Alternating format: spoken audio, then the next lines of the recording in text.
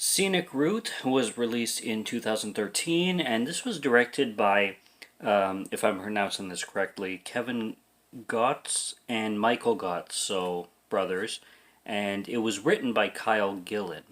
And this is basically a thriller, essentially, where two guys get stranded in the middle of the desert, and they basically have kind of survival esque situation that they have with each other, and things get complicated, kind of thing. I really this is the second time I watched this film.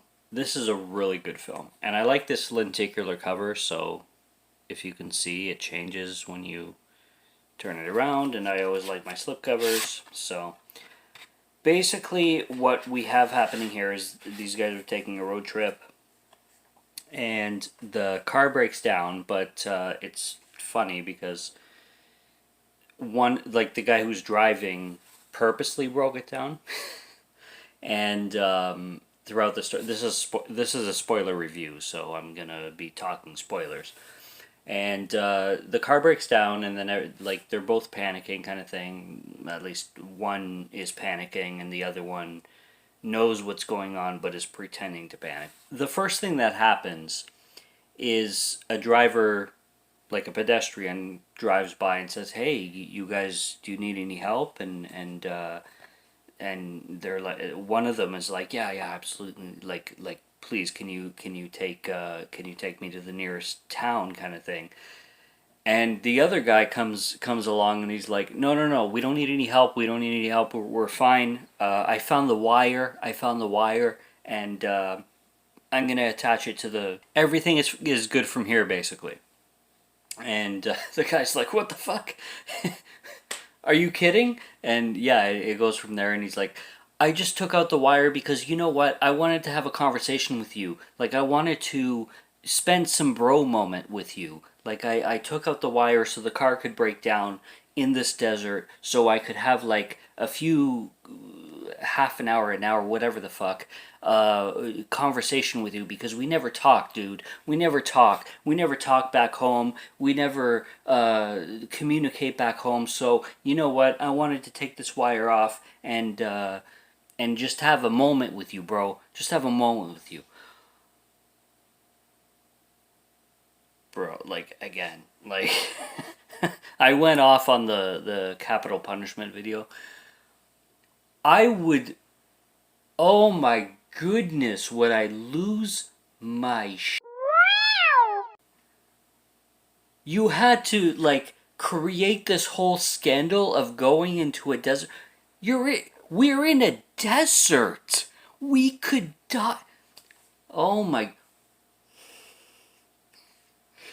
And he does that, and then he puts the wire back, and then the car starts again, and he turns it on, and it starts again. No problem. But then they start conversation, like they start talking to each other again, and and then the thing starts smoking. The car starts smoking because you're in a desert. They keep fighting with each other, and the guy who was driving the car, who created this whole scandal, is responsible for getting them out of this situation. But they're in the middle of the desert where, in an entire day, maybe if you're lucky, two people might drive by. Like in 24 hours, two people may drive by if you're lucky. Usually it's zero, but given, like, if they're lucky, maybe, two will drive by, maybe three, but three's pushing it already. So they're stuck, their car is smoking, and they start arguing with each other because they have personal problems. It goes into a really big situation where one of the guys, they're like kind of really close, like they grew up together, kind of thing. And one of them he got married, he had kids, he started a family. The other one is a bachelor, just hooks up with girls here and there, and basically has never established his life. The one has like a secure 9 to 5 job. The other one kind of just bounces around from jobs here and there, and they like battle with each other in the car because they're pissed off with the situation, and it's that kind of story.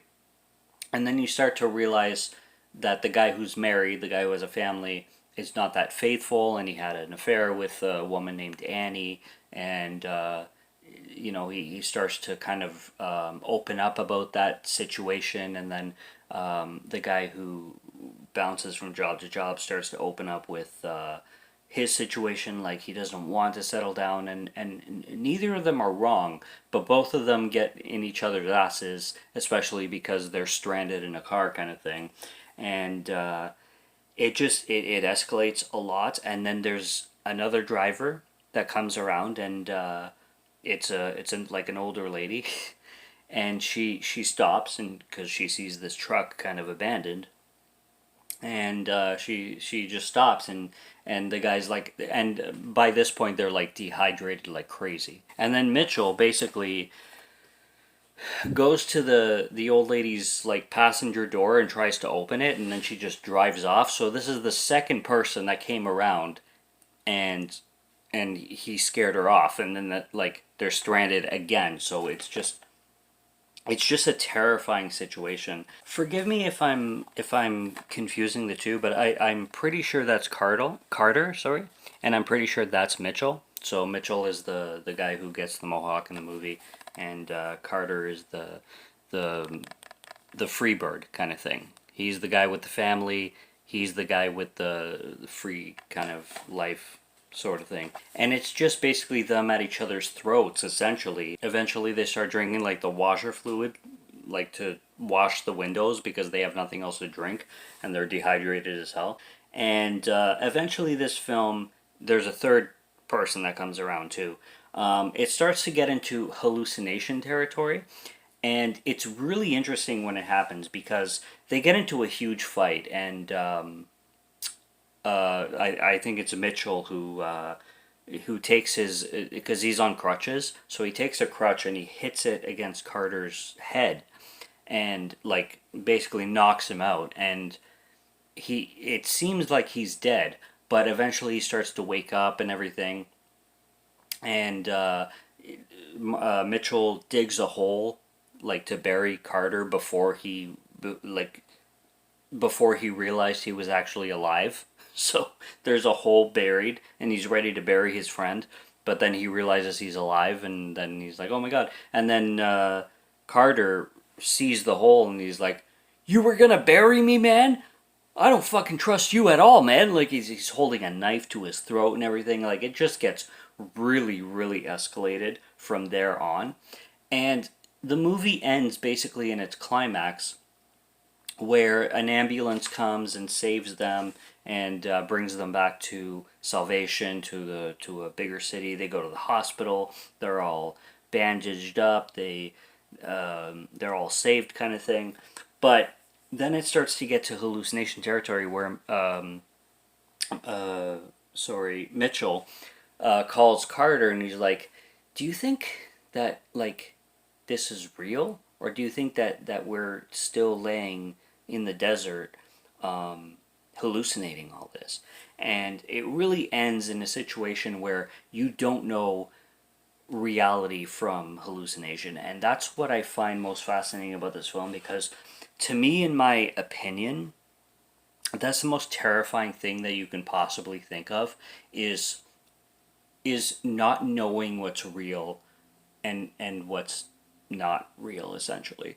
I'm a person who I have experienced hallucinations in the past, and of course I've always known that they were hallucinations. So like I've always known the difference, kind of thing. But I like it's because I know what they are, and sometimes even when you just go to sleep at night and you dream, and sometimes you kind of like dreams and reality kind of blend with each other, and it gets really, really trippy. That's what this film in its climax kind of gets to.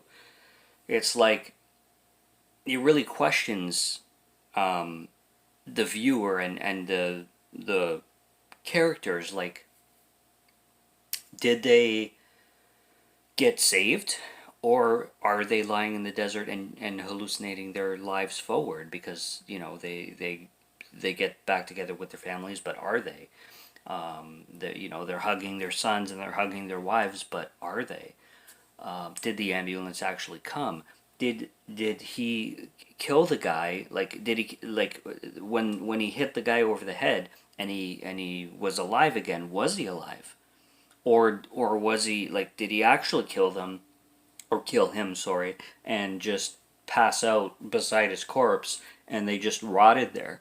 Like, you don't know these things, and this is why I gave this film a 5 out of 5. It's because it's so fucked up, but in the most um, intelligent way, and the way it's directed and the way it's acted, like the performances by both guys, is insane, because it's so realistic to how you would react in a situation where you're stuck in the desert, and the dude who was driving, like, again, like, why would you do something so stupid like that? Like, I blame him, and it's just how the director carries off the movie, where there's three situations where they could have been saved outside of the ambulance. Like, there's three people who pass by, and it's just, it's a really great film to think about, and it really always keeps you guessing on, like, as it goes forward, like, are these things that are actual reality, or are these things that are just pure hallucinations in their dying mind? And that, to me, makes this a horror film, even though I would consider this a thriller film. The themes of it, I would consider it horror-esque kind of thing. So I really enjoyed Scenic Route, especially the second time watching it. And if you can find this film, it's one hell of an amazing hidden gem, in my opinion. So pick it up somewhere or stream it somewhere, and check it out, because it only has like two people in it. There's a few people who show up too, and phone calls and stuff like that. But really, it's a character study on two gentlemen who get stranded on a desert road, and it's just the struggles that they go through, and psychologically, like, man, this is it's fucked. But it's a really good film, so I recommend Scenic Route. That's that's my that's my 2 cents. Subscribe to Morgan Film Fan if you'd like to listen to my voice, or if you like my film reviews. I'll be back with more soon. Stay tuned for what's on the channel. Check out what's upcoming, and until next review, have a good one. Take care and cheers.